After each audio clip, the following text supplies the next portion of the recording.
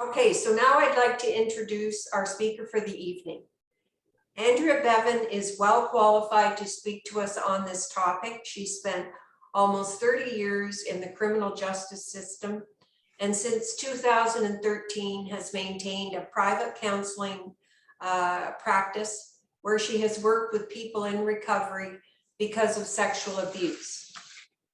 Because of her experience, Andrea knows firsthand the trauma they have had to deal with and what is needed for healing to take place. As you read in her biography, she has a very impressive background in this field. I first met Andrea at the Niagara Detention Center.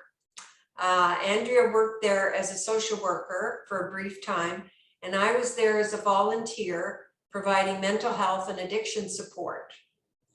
I observed how friendly, open, and compassionate she was with the men, and it was really quite refreshing.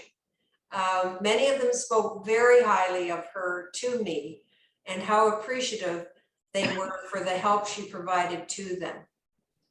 It is an honor to have Andrea with us and to help us understand this topic that unfortunately is all too familiar to some of us. So I'll now turn things over to you, Andrea.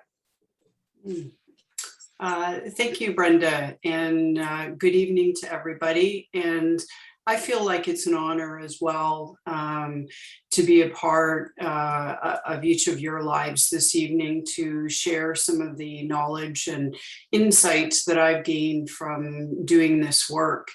One of the other things that I'm just going to add in too, along with my work with survivors, I also work with the perpetrators of sexual offenses as well.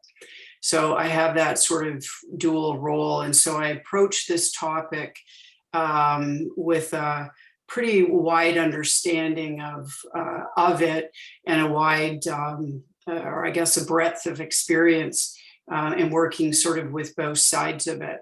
So just before we kind of get started too, just around language. So you're going to hear me use the term survivors this evening. That's a term that I'm going to use for our purposes here tonight for simplicity's sake. When I'm working with clients, I use person first language. I don't particularly like labels.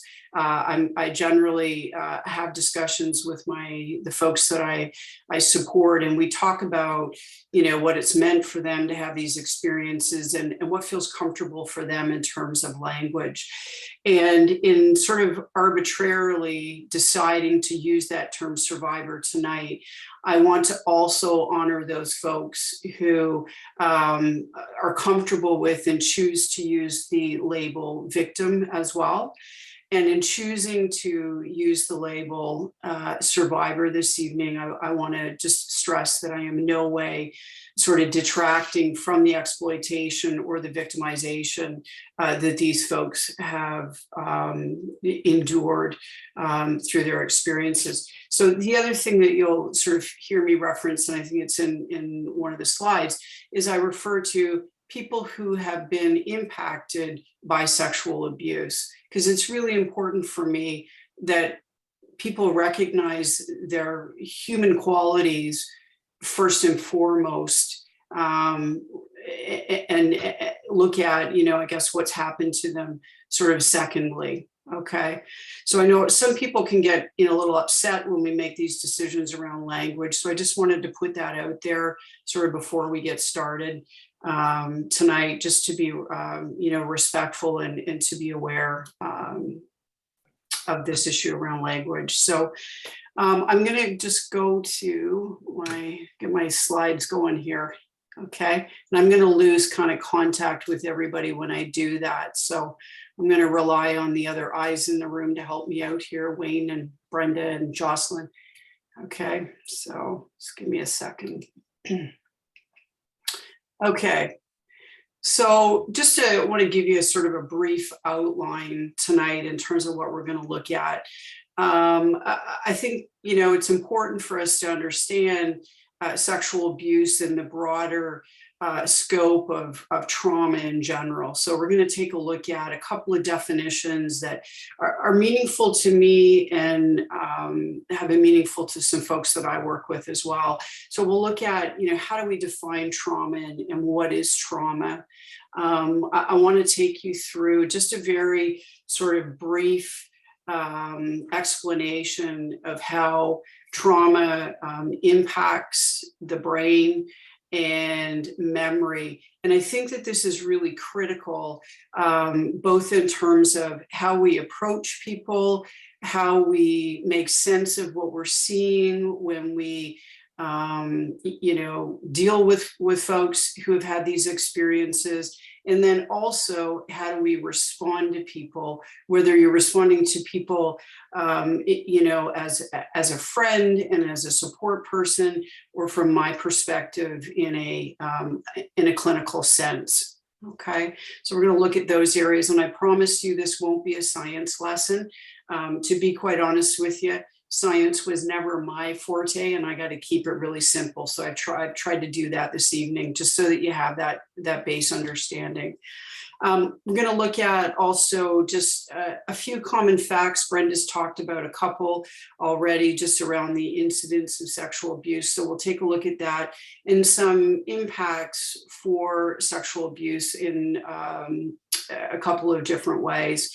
And then we'll move on to look at a few sort of key clinical insights that I've gained in working with survivors over the years, and how those things sort of relate to healing more broadly. And then the last thing that I wanted to sort of touch on, which is something that's important to me, is looking at some of the unique issues for male survivors. I tend to see, and I'm not sure why, but I tend to have more males approach me and do an awful lot of work with males who have experienced sexual abuse. Part of that is, I guess, because of my training in the correctional system, but it's an area that I think is not talked about a lot. And we'll talk about some of those reasons why not. But it's something it's very important. And I know in the broader concept of clergy abuse as well, there have been a lot of males that are impacted. So I think that it's important to sort of cover those unique issues relevant to male survivors. And in so doing, I also want to stress that this does not, again, detract from the experiences that females have. It's just that they're different.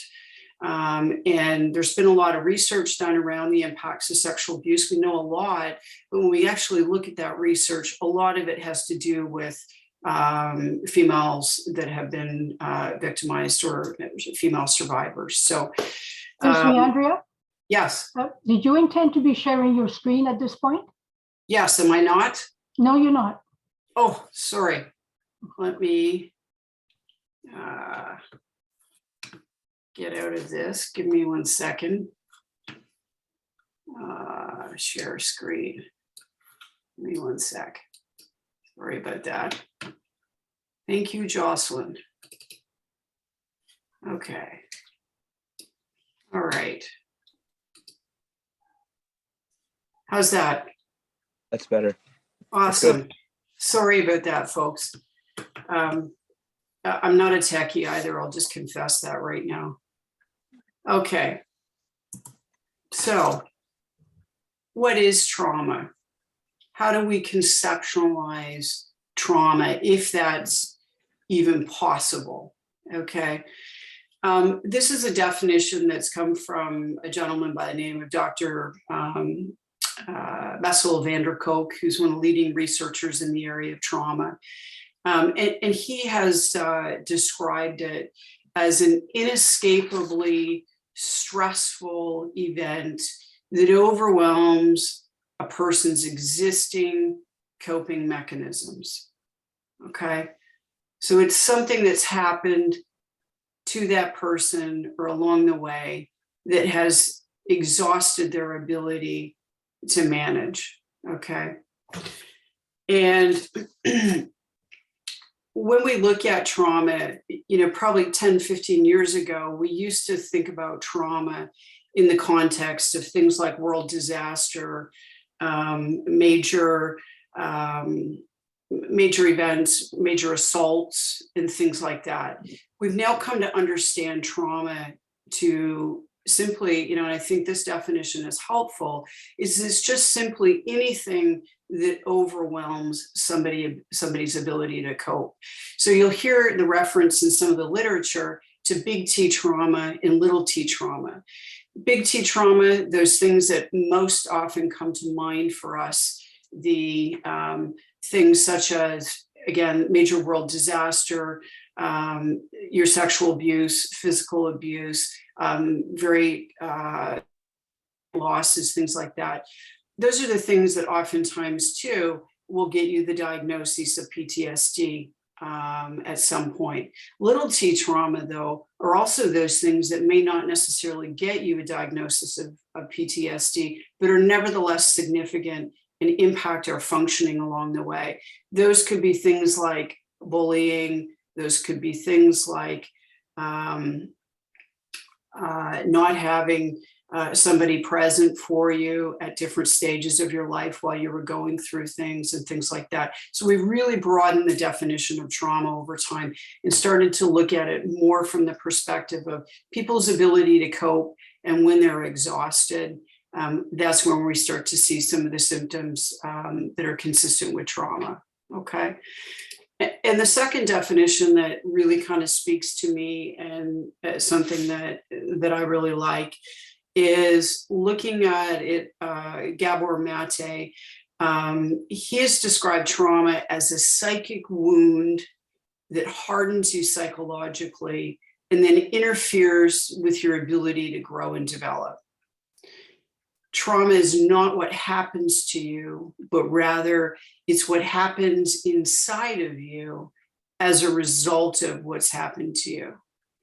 Trauma is that scarring that makes you less flexible, more rigid, less feeling, and more defended. Okay. If you think about an injury, a cut to your own leg or something like that, and if you continuously touch it or you press on it, it will not heal. Psychological wounds are no different. Environmental triggers are the hand touching the cut, causing it to be reactive and responsive rather than in a state of healing.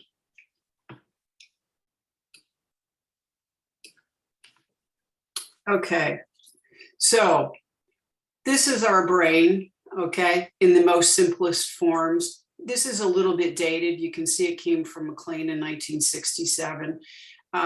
Certainly, if you look at some of the literature now, it goes into an awful lot more detail. But I think for our purposes, and certainly for my purposes, and when I work with clients, this is the easiest way for people to kind of conceptualize the brain, okay? So at the bottom, we have the brain stem, okay? It's responsible for all the basic body functions that keeps us alive. It's the most primitive and the oldest part of the brain. Sometimes it's referred to as a reptilian brain, and it works basically on an instinctive kind of basis, okay? In the middle, we've got the limbic system. Sometimes we refer to this as the emotional brain, the mammalian brain, but this is the part of the brain that plays a major role in our ability to both engage and connect with others and to feel safe, okay? It also contains one really, really key part that is impacted when people are traumatized, and that's the amygdala. It's contained within this system. The amygdala is considered like the smoke detector of the brain, okay? It's the thing that is constantly scanning for danger, and it is the thing that is probably most impacted when people have experienced trauma, okay? On top, we have the frontal cortex. Sometimes we hear this called the left brain or the thinking part of the brain. It was the most, it's the most complex, I think, and it's also the latest to kind of develop. All right. This is allows us to use our logic and to function not just from an impulse or an emotional perspective. Okay. And the significance of this is when we look at the brain and when people are have not been traumatized, or when people are not under considerable amounts of stress, the system works very symbiotically in the sense that the system may pick up on some sort of danger. Our bodies may respond slightly. And then the thinking part of our brain kind of comes in play and helps us to sort of sort out what's important, what's not. Is this truly a danger? And do I need to mobilize, or do I need to do something here? Okay. So one of the things that happens with people who've experienced trauma is, and we know this from our brain imaging research, is that we see increased amygdala function following trauma and increased stress responses involving the hormones cortisol and norepinephrine. Okay. We also see gaps in verbal and declarative memory. And what we see is people are functioning mostly from an emotional or mammalian perspective or a reptilian perspective. Okay. This is one of the easiest ways that I can conceptualize the brain. This is how I explain it to my clients. When everything's working well, we have our brainstem down here that's kind of like keeping everything running, our heart rate and blood flow and blood pressure and all that kind of stuff, right? And digestive system and all that kind of stuff. In the middle, we've got this emotional part of the brain, the mammalian part of the brain, and the amygdala is in here. And then we have the thinking part of the brain on top here, and it's all working nicely in sync. When people experience trauma, and particularly when they've experienced trauma over a prolonged period of time, the thinking part of the brain actually goes offline, okay? So it's like this. And all this guy in here kind of runs the show in combination with this. All right. So we've got someone's body responding. We've got the perception of threat all the time, and we've got the body responding from a state of survival, either fight, flight, or shut down and collapse. Okay. All right. So this is the other key piece. Okay. And trauma impacts how memory is stored, and it impacts our ability to remember things. And we have two types of memory. One is called explicit memory, and that's the memory that we work consciously to remember. Okay. And sometimes this is referred to as declarative memory. It's kind of like a grocery list of the memory world. It's the most factual, it's the most cold. Things like, for instance, remembering that the sky is blue. That's part of explicit memory. Explicit memories can also be episodic in the sense that they reflect past events. There's usually some very vague emotional aspect attached to it. So we might remember, for instance, a graduation where we felt like we'd achieved something. And so graduations then are associated with some sort of positive feeling. Okay. This is stored in our long-term memory and it's accessible to us. So other graduations down the road might elicit some sort of feeling that would be very similar. The other type of memory that we have is implicit memory. And implicit memory are the memories that tend to be procedurally based and often do not have a verbal sequence attached to them. Okay. For instance, children who've been exposed to dangerous situations will have procedures in place for responding to situations of fear. They become conditioned over time so that anytime something is fearful, they will respond in a certain way, even if the response may be exaggerated relative to the threat that's happened. Okay. Peter Levine is probably one of the leading researchers in the area of memory. And Peter talks about, implicit memories as being probably the most powerful and the most compelling memories. They are organized around our emotions and our skills or procedures. For instance, how to ride a bike is an example of our implicit memory. We don't even have to think about it, right? We don't have to work consciously to remember. If I was to ask you, how do you ride a bike? You would just say, I get on and I ride. But there's a series of events there, okay?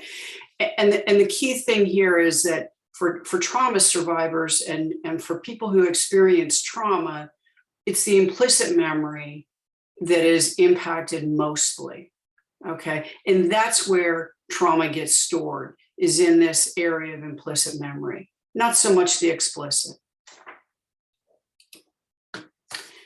So when we look at how do people survive trauma and how do they remember trauma, okay?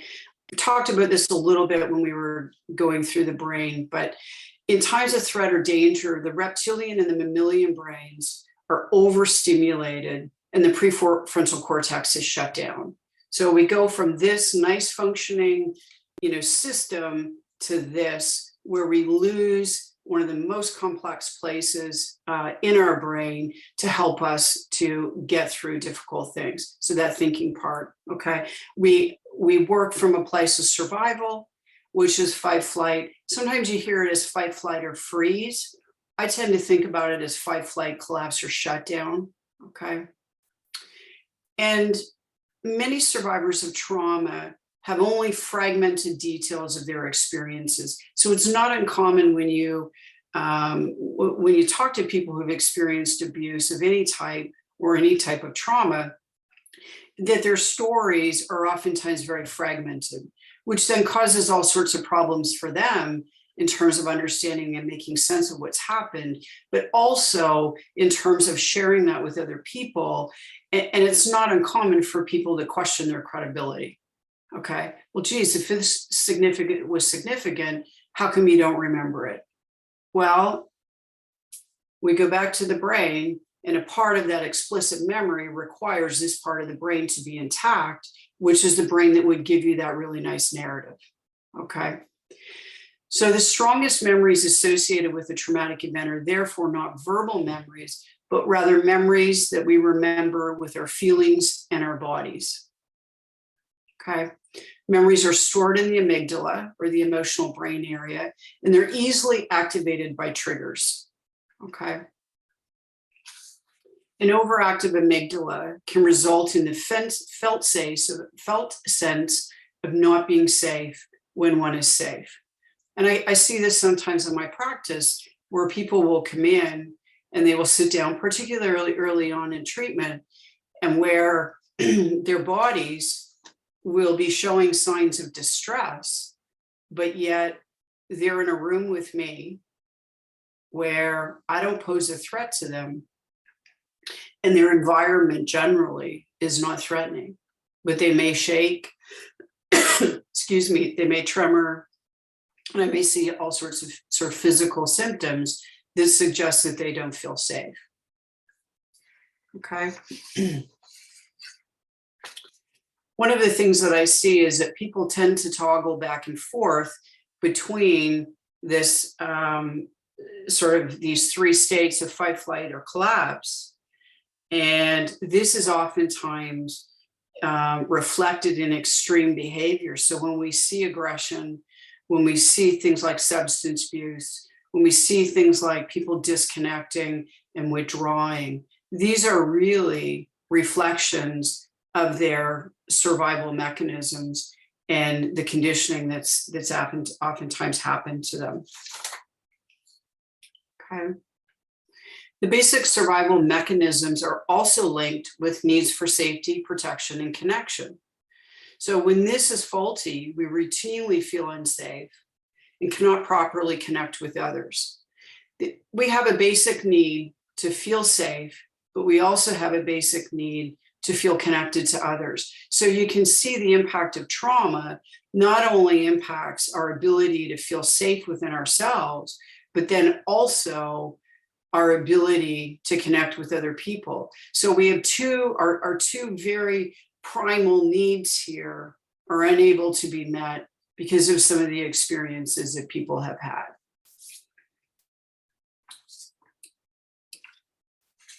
Okay. So in terms of the legacy of trauma, so what are people left with after they've experienced trauma? Excuse me. People are left with intrusive thoughts. So thoughts that filter in that may or may not be related to the events that have happened in their lives, but also thoughts about themselves, thoughts about the world around them and their place in the world, and about other people. Okay. Hyperarousal and hypoarousal. So people are either highly reactive or they're very disconnected. And sometimes that manifests in what we call dissociation, which is the ultimate in disconnection. So people are, again, in this place of survival all the time. And we were not meant as human beings to sit in a place of survival. Our survival mechanisms are in place to keep us safe for a brief period of time. And then when the threat is gone, we should return back to, again, this. Okay. But people who've experienced trauma, particularly people that have had trauma ongoing throughout their lives or have had multiple instances of it, are constantly like this and have less access to this thinking part of their brain. And they are more responsive and reactive, both from their body and their emotional systems here. Okay. So we see flashbacks, nightmares, and sleep disturbances. Right. This is one of the first things that I check in with people when they come to see me, regardless of whether they've disclosed they have trauma or not. How do you sleep at night? Okay. Changes in memory and concentration. People often will say, I can't concentrate. How do we concentrate if we're constantly in a state of fight or flight? Our body is mobilized. So we've got, an increase in chemicals like adrenaline and cortisol and all of those types of things. Or we're in a state of shutdown and collapse where not a lot is happening. How do we do some of our best work? And how do we engage our memory? And how do we concentrate on things when we are in a state of survival? The whole very nature of survival is that it is supposed to be instinctual, again, in place for a short period of time. And it's designed in such a way that we don't have to think about it because we don't have the time to think about it. But it's not a healthy place for people to be in. And so we see major changes in memory and in concentration. And then one of the other biggest features is we see an avoidance, either an avoidance of people, places, or things, and situations that may remind somebody of the events that have happened, or even just the felt sense if they don't have proper recall of the events. All right, their bodies remember. Okay, again, going back to Bessel van der Kolk, he says trauma comes back as a reaction, not a memory. People may be able to tell their story in words, but this oftentimes pales in comparison to how trauma shows up in their everyday lives. Okay. So here are a few sexual abuse facts. We'll sort of switch over to talk a little bit more specifically about sexual abuse. So here are some of the statistics, and Brenda and I were chatting earlier. The 1 in 3 for women who will experience some sort of sexual assault in their lifetime is pretty consistent across the literature. The interesting thing for me is that the statistics vary greatly for men. One of the consistent statistics that I found was this 1 in 6 number, okay, for men who, and they will experience some sort of sexual assault in their lifetime. But I've also seen it be 1 in 4, okay.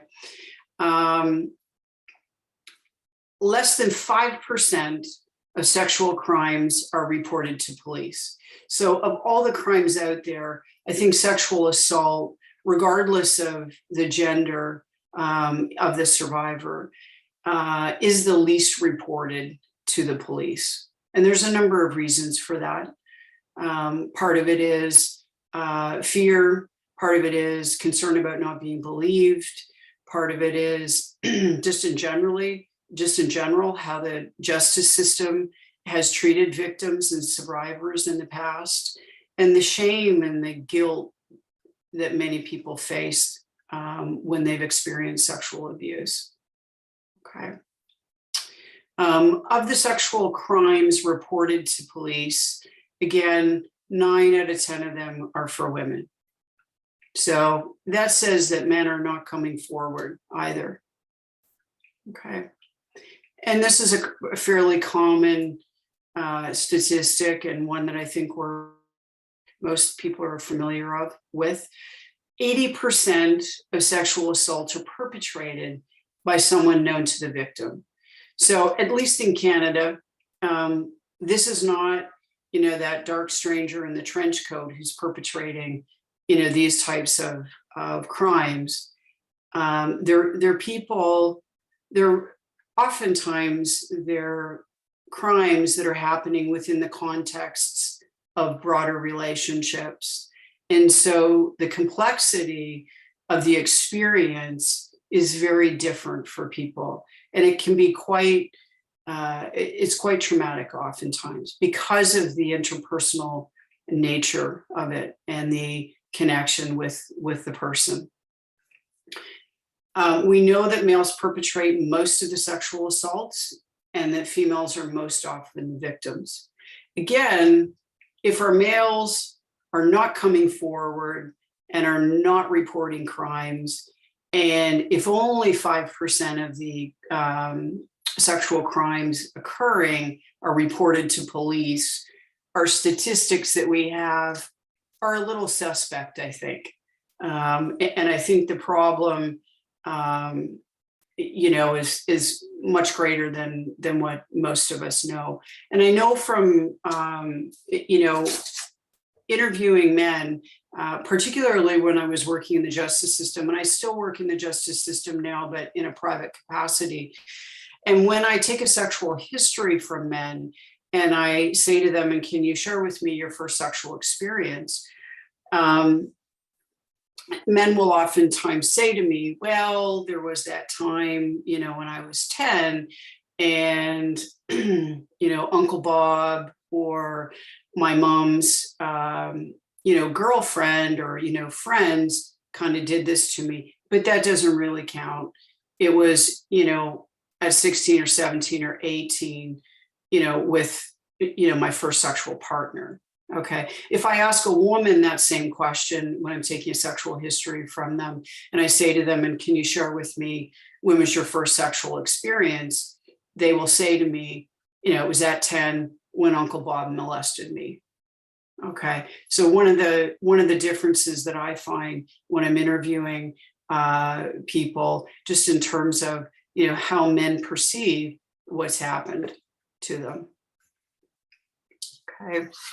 When the abuser is someone in a position of trust, this can evoke an intense fear, a sense of helplessness and harm, and simultaneously, this is also the person for whom that individual, especially if it's a child, actually goes to for protection. Okay. This shapes the way that a young person defines themselves and the world around them. In the case of trusted people, such as clergy and coaches and parents, there's an awful lot at stake for children, right?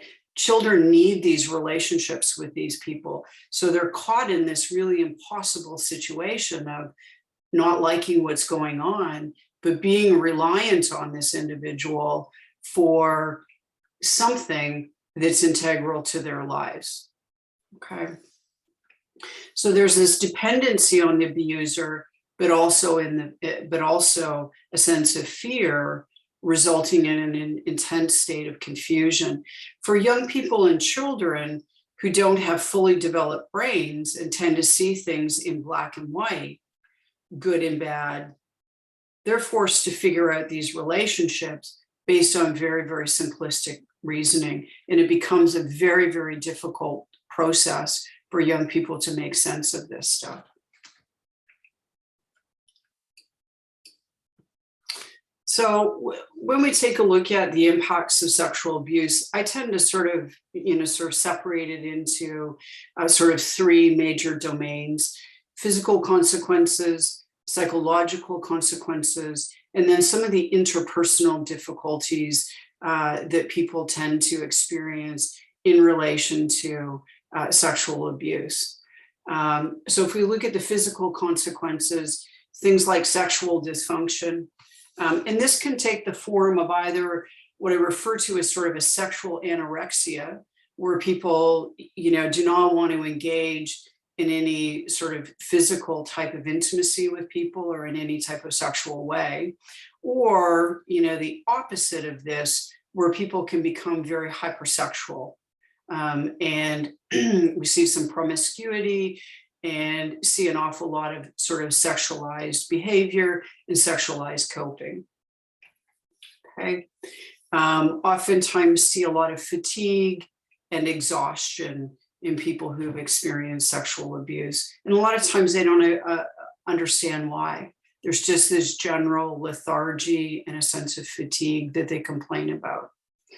Not uncommon for there to be food and body image issues, oftentimes linked to, an ability to exercise a sense of control, over their bodies, either through restriction or also overconsumption. So you can see these kinds of extremes, both in terms of sexual dysfunction, as well as food and body image issues as well. Okay.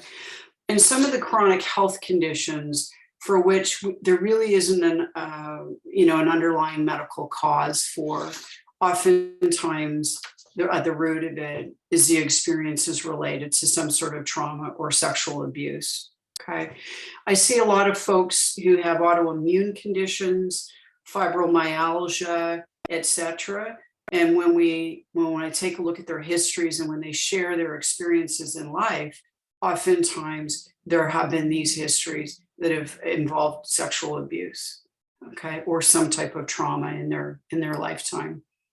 Okay. And these are also the folks who, when they go to their doctors and they go to health practitioners, are the ones who are oftentimes dismissed. The doctor will run tests and nothing obvious kind of comes back.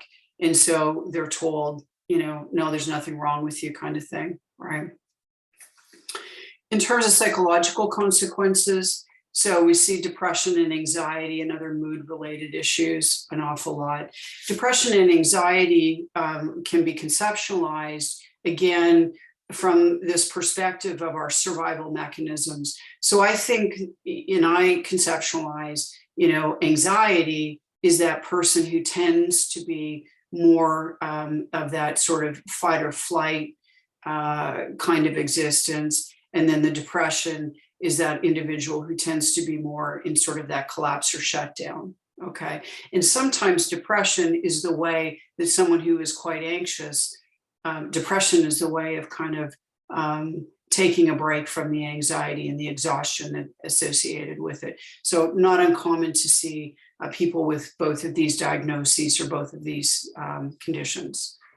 PTSD, post-traumatic stress disorder, and personality disorders are also very prevalent in people who have experienced sexual abuse. Personality disorders broadly are just maladaptive patterns of functioning that involve maladaptive cognitions, behaviors, and inner experiences.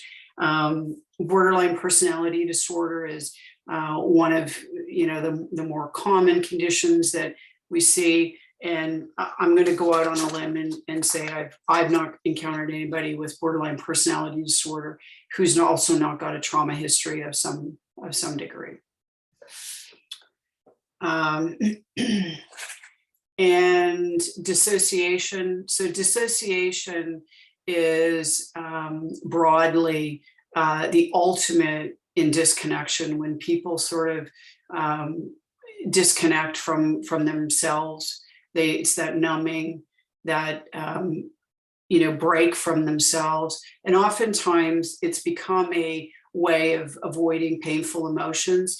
For people who've experienced childhood sexual abuse, when I work with them as adults, oftentimes this has been become sort of their go-to way of coping, this dissociation, where again they disconnect and they sort of shut down from anything that is uncomfortable for them.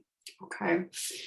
And lastly, see an awful lot of addiction and self-harming types of behaviors. And the addiction, when I work with people around addiction is the symptom, right? It's how they cope. It's not what's underneath. It's not what's at the core most of the time. The addiction is oftentimes, again, an example of, how people disconnect and how they kind of numb from their feelings. Good percentage of the drugs, and certainly alcohol, have numbing effects on people. So this is how they get through. Okay. In terms of interpersonal difficulties, it's not uncommon to see people who've experienced sexual abuse be re-victimized and to have experiences in their relationships where they are involved with other people who are going to, whether it be friends, family members, or partners, who also engage in further victimization towards them. They oftentimes have lower relationship satisfaction. So I don't do a lot of couples work anymore, but oftentimes people who've had experienced sexual abuse have difficulty with connection.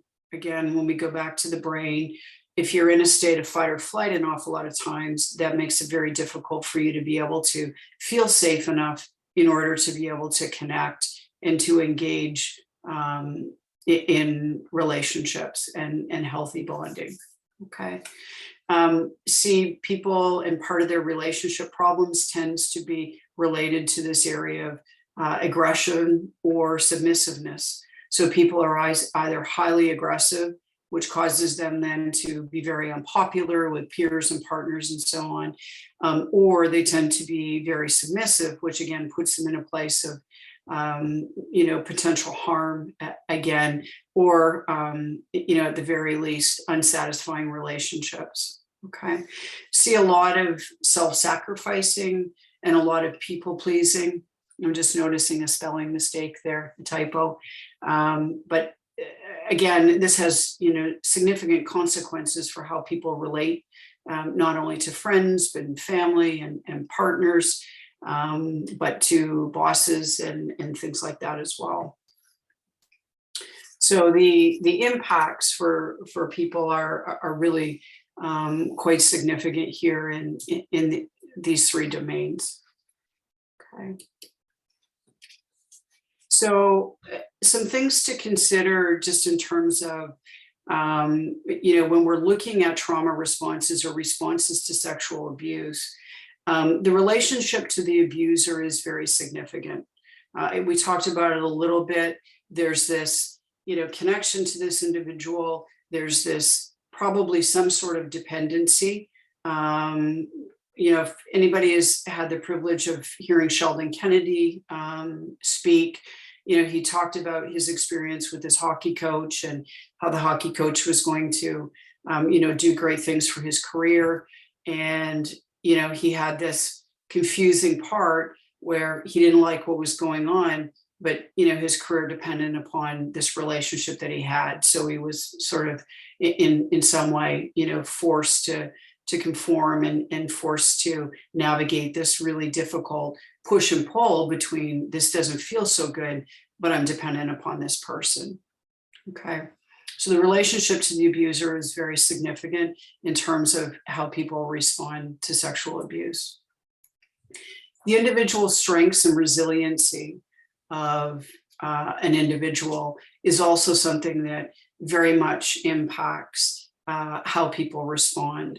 So if people have experienced an awful lot of adversity in their lives, and they don't have an awful lot of, haven't had a lot of experiences with resiliency, or that have promoted resiliency, they're going to be at greater risk for developing more complications as a result of the sexual abuse than someone who may have greater personal resources.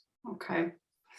So, and this falls, in line with this idea of prior victimization. We say that trauma stacks, okay? And so trauma on top of trauma on top of trauma, it's layered, and the impacts then become, quite enormous for folks. And the availability of supports and the responses along the same lines as the responses of people afterwards.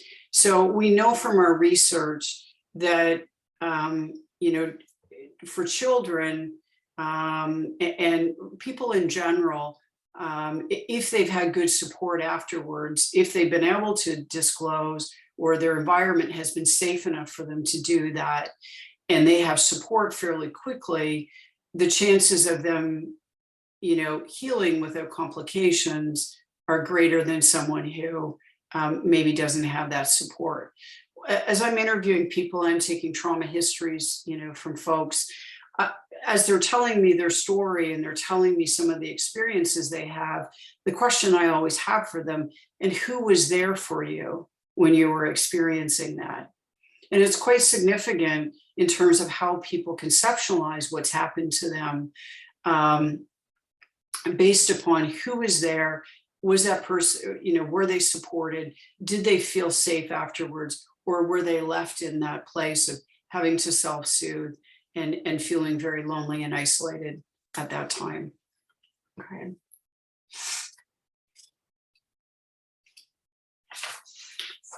Okay.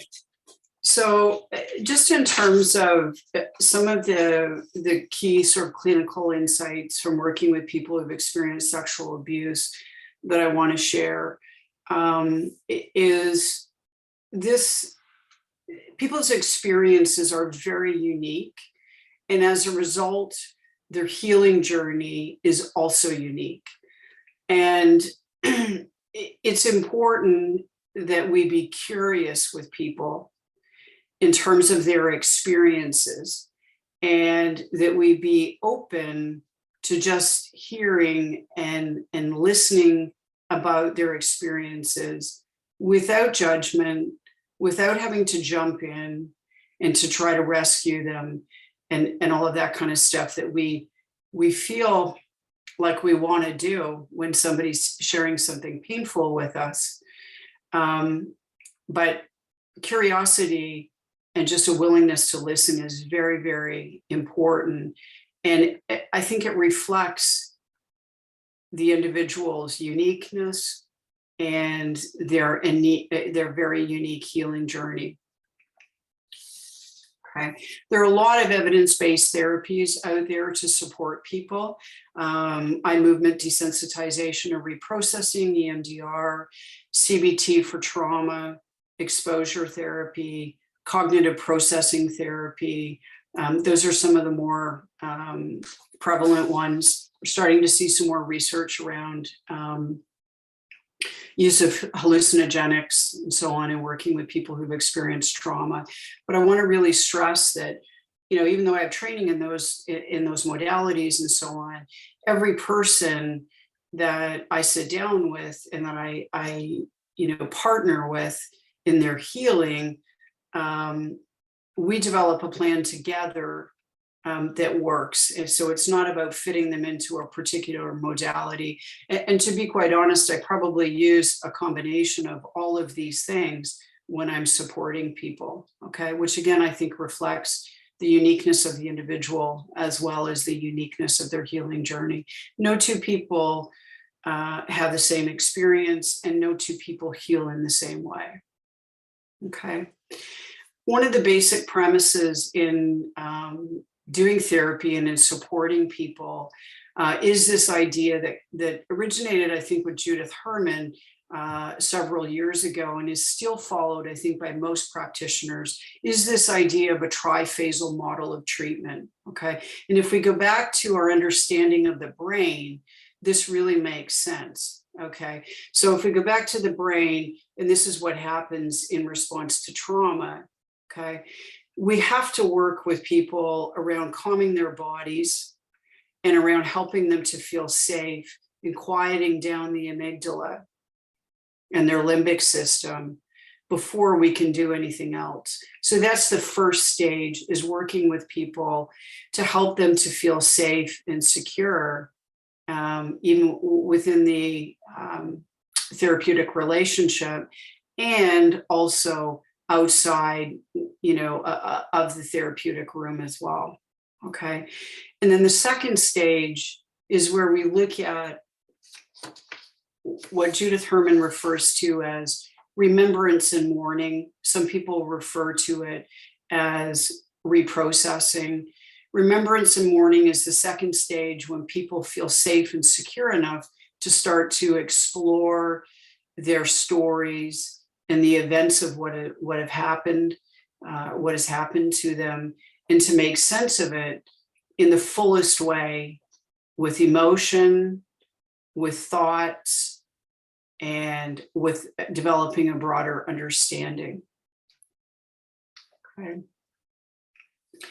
And the third stage, actually, I just want to go back and just for a moment here. Traumatic memory is oftentimes wordless and static, and it's at this second stage of remembrance and mourning that the individual is supported in creating meaning and understanding in a fulsome way with the emotions and words. And for folks who've experienced trauma, and especially for folks who've experienced sexual abuse, loss is an inevitable part of the experience. In the broadest sense, survivors lose the internal physical or psychological structure of their selves that is, and how they are securely attached to other people. Okay.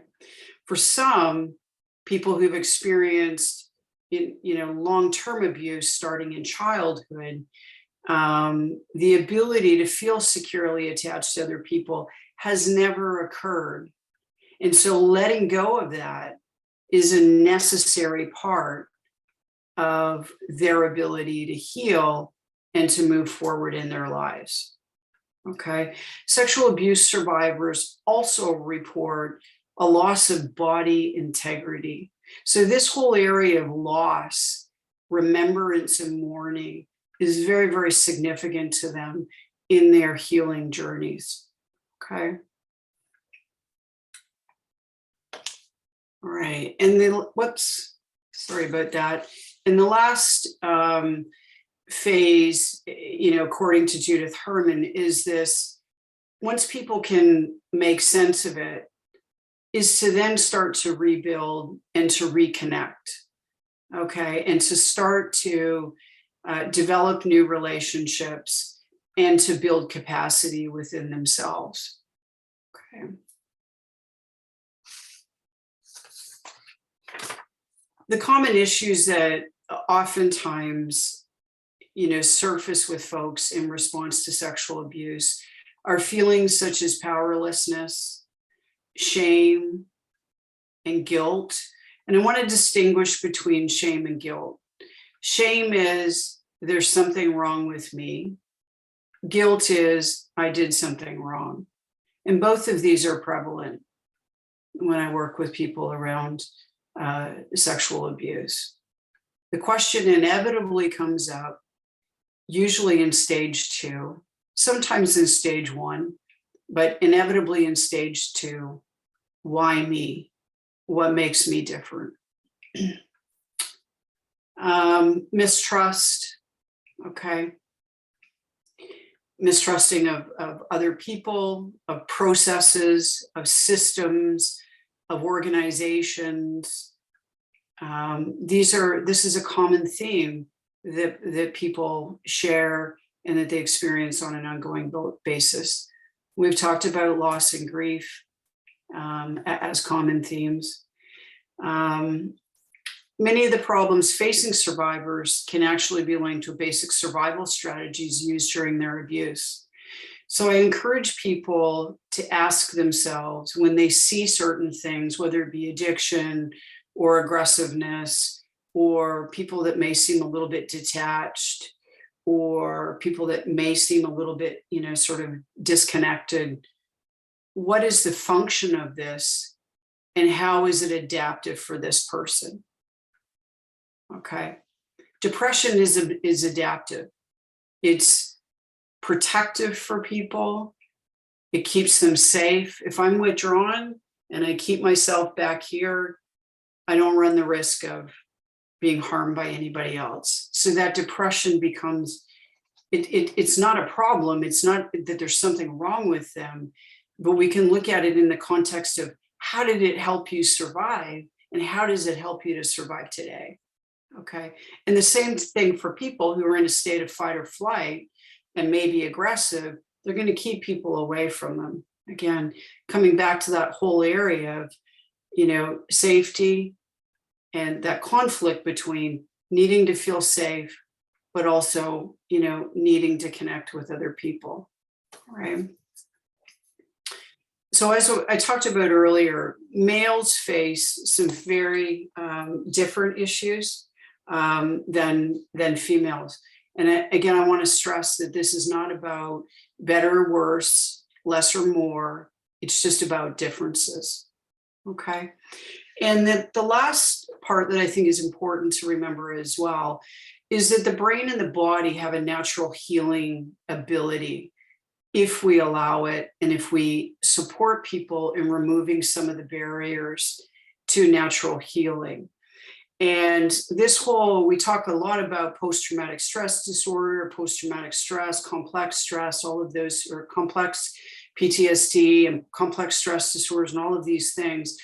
But it's also important to remember that post-traumatic growth also happens for people, all right?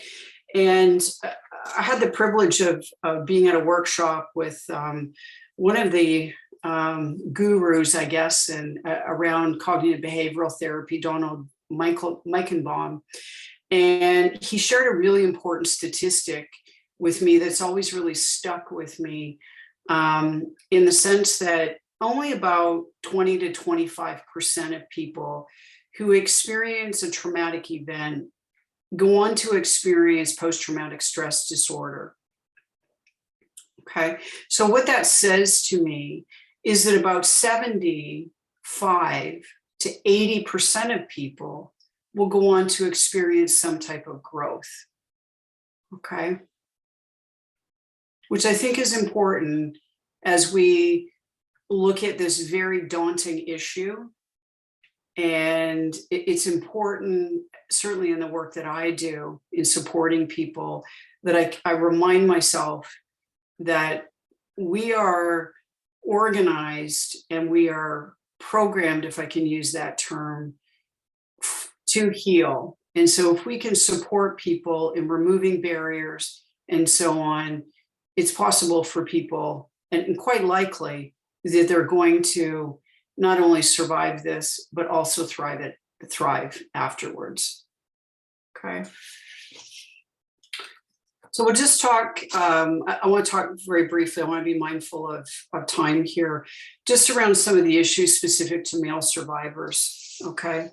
Socialization plays a really important role in terms of how people view themselves and what happens in their lives. So this whole area of masculinity is huge. Males traditionally, the weaker of the more dominant of the species, the more, the stronger of the species, and therefore being victimized just does not have any place. It becomes very confusing and disturbing for people. The other piece is that many men are abused by other men. We know that mostly men perpetrate sexual offenses, although some women do as well, but mostly men do. And if their bodies have responded in any sort of way during the sexual abuse, there are questions around sexual orientation, about whether they liked it. Okay. And so that becomes really significant for men. They question their sexuality. Am I gay? Am I homosexual? Right. So part of the psychoeducation that I do with folks is, particularly males, is to help them to understand that the body responds to any type of stimulation. That doesn't mean that we like it.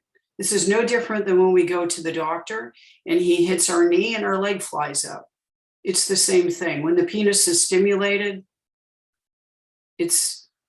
oftentimes there's going to be some sort of response. And sometimes that can even be an orgasm. Sometimes it can even be registered in the pleasure centers of the brain. So it becomes quite complex and quite confusing for men. So this is not something that females face, all right, around their sexuality. Okay. There's also a myth out there that only homosexual males are sexually assaulted, and that a heterosexual male would never sexually assault another heterosexual male. Therefore, I must be homosexual. Okay. As a result of this confusion, some males become very hypersexual or engage in compulsive sexual behavior in an effort to prove their own heterosexual status and their own heterosexual ability. I see a lot of worry in men just around how they're going to be perceived, both in terms of their masculinity, about their role in society, about their whether or not they're strong or they're weak. So there are a lot of chronic worries that they face that other people, that women do not.